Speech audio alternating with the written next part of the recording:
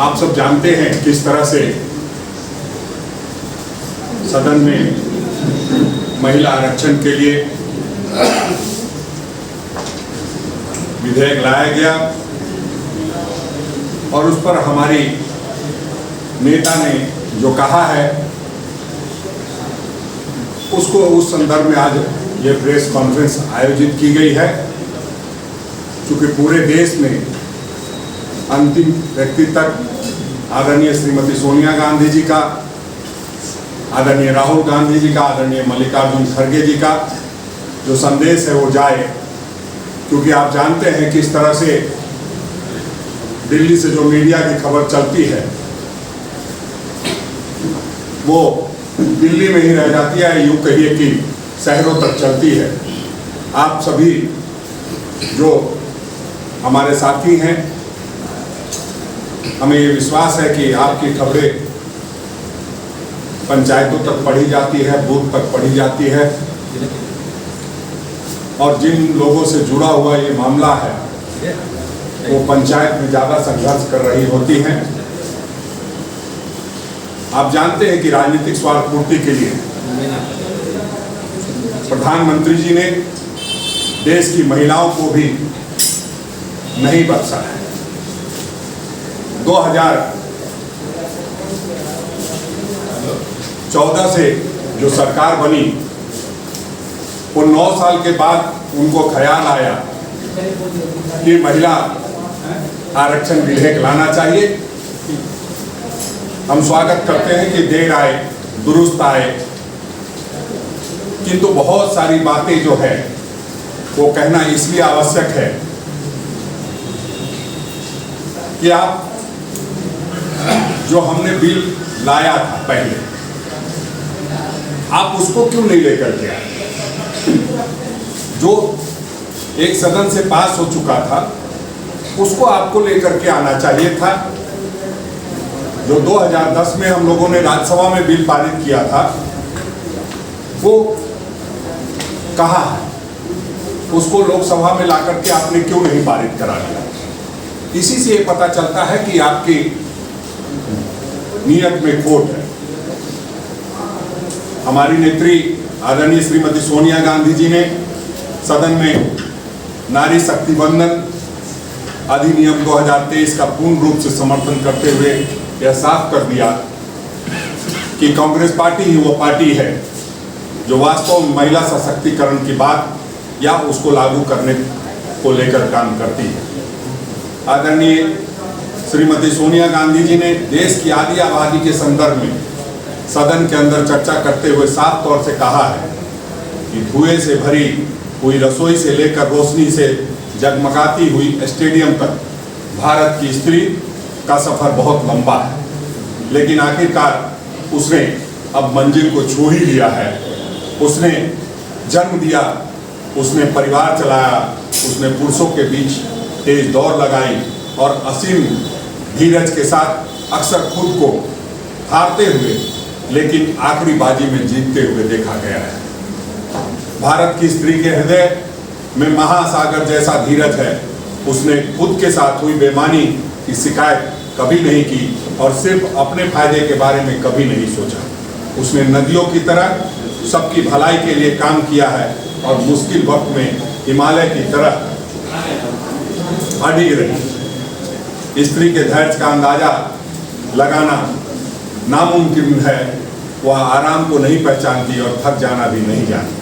हमारे महान देश की माँ है स्त्री, लेकिन स्त्री ने हमें सिर्फ जन्म ही नहीं दिया है, अपने आंसुओं खून पसीने से सींच कर हमें अपने बारे में सोचने लायक बुद्धिमान और शक्तिशाली भी बनाया है।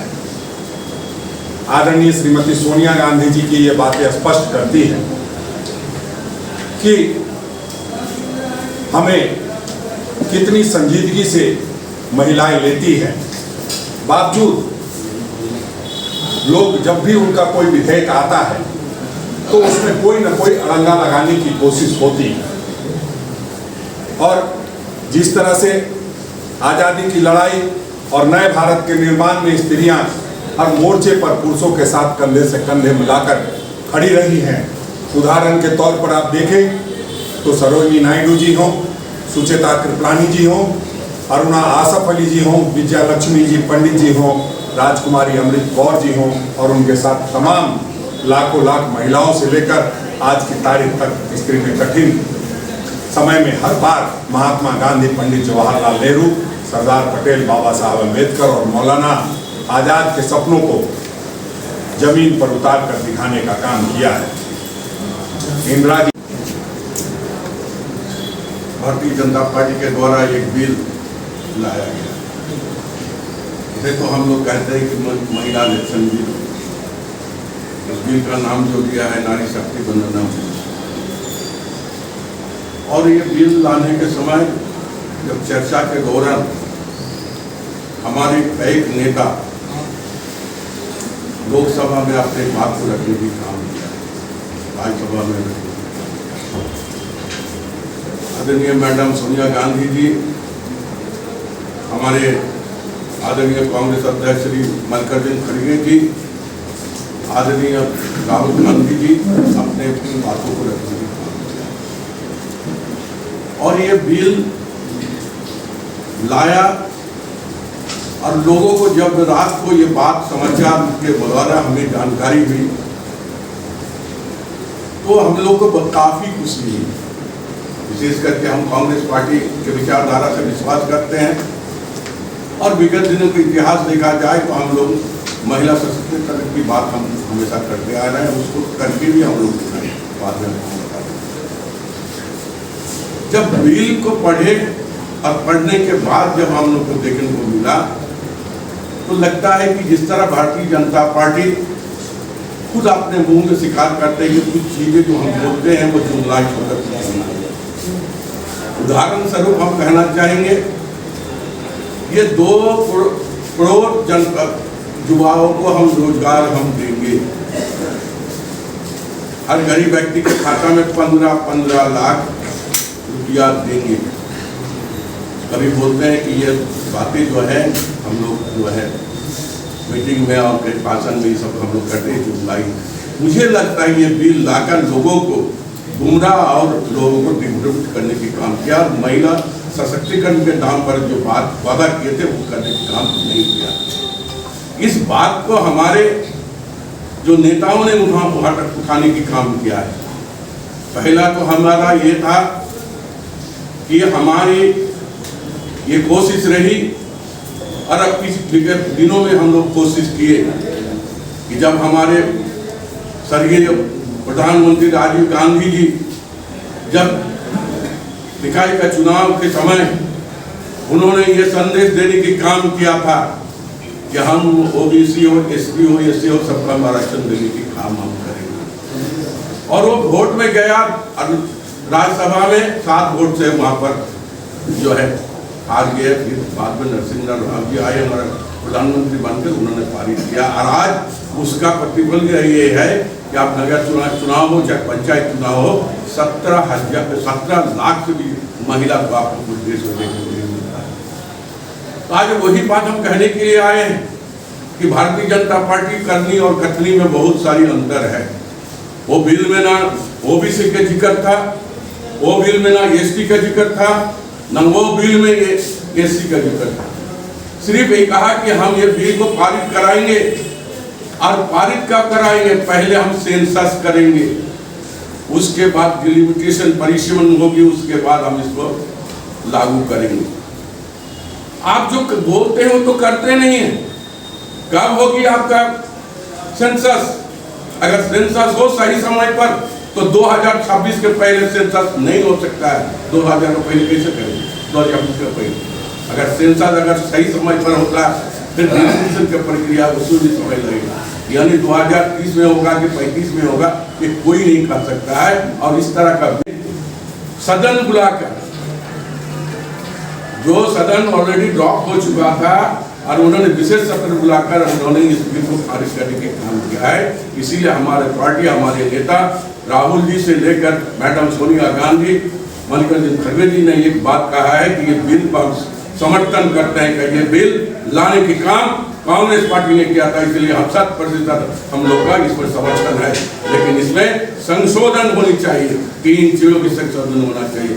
देन एंड देयर इस बिल का इम्प्लीमेंटेशन होना, लागू होनी चाहिए। और वो भी ओबीसी एसटी एससी जो छूट गया है उसको भी लाना चाहिए और देकर 33% महिला को आरक्षण देनी होगी। ये बात हमारे नेताओं के रखने की काम किया। इसीलिए आपके माध्यम से भी ये कहना चाहेंगे कि बिल तो पारित हो ही गया है, हो जाएगा, लेकिन यही है कि जब बिल पारित होने के बाद जब नियम अधिनियम बन गया है उस समय इस बात को ध्यान दिया जाए कि 33% महिला को आरक्षण दिया जाएगा और शेड्यूल टाइम 2024 में इसका इम्प्लीमेंट किया जाएगा और साथ में एसटी एसटी ओबीसी को आरक्षण देना होगा। जिस तरह हमारे पूर्व नेताओं ने, कांग्रेस के नेताओं ने, जिसका नगर इकाई हो चाहे पंचायत इकाई में हो, जो महिला को दिया है और जिसके फलस्वरूप 17 लाख महिला को इस पर रिजर्वेशन का पैसा मिला है। इन चंद शब्दों के लिए आपके भी जो प्रेस कॉन्फ्रेंस के लिए हम लोग आए थे, यही बात को रखने के लिए, ताकि मीडिया के सामने हमारी बात उजागर करके ये पूरे देश में चले, ताकि भारतीय जनता पार्टी कम से कम इस पर संज्ञान लेकर जो कांग्रेस के नेताओं की जो मंसूबा है उस पर खारिज हो जाए।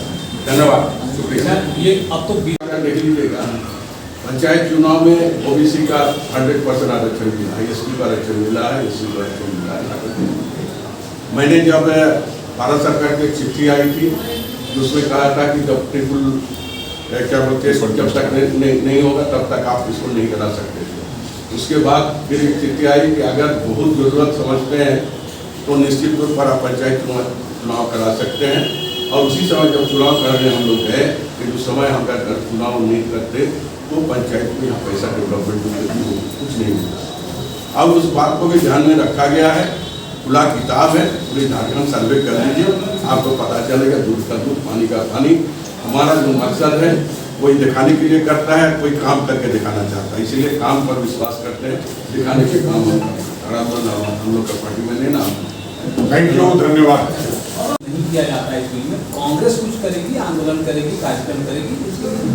देखिए, हमने कहा कि बिल पास होने के बाद भी बाईलॉज बनना है और हमारा है कि हमने महिला सशक्तिकरण की बात हम हमेशा करते हैं और महिला को आरक्षण मिलना चाहिए 33%। आज का नहीं, बहुत दिनों का सपना है। 2010 से अगर देखे जाए तो बार बार कांग्रेस पार्टी बातों को रखने की काम किया है और हम लोग चाहेंगे कि हमारा बिल भी पास हो। और जो रेक्टिफिकेशन बिल में किया जाता है, जब चर्चा पर बात होती है, सत्ता पक्ष विपक्ष सब कोई इसमें भाग लेते हैं और विपक्ष ने सत्ता पक्ष में जो हो सकता है कोई भाग लिया हो, वह भाग लेकर इस बात को रखा हो कि ओबीसी का और एसटी का भी आरक्षण होनी चाहिए। हम कहते हैं कि हम छोटी यूनिट में जब आरक्षण दिए तो क्यों नहीं बड़ी यूनिट जो लोकसभा हो या विधानसभा हो उसमें आरक्षण होनी चाहिए। और हमारे नेताओं ने जो बात को रखे हैं, मुझे विश्वास है कि सरकार जो है गंभीरता से इसको सोचे और इसको लागू करने की काम करे। मंत्री जी,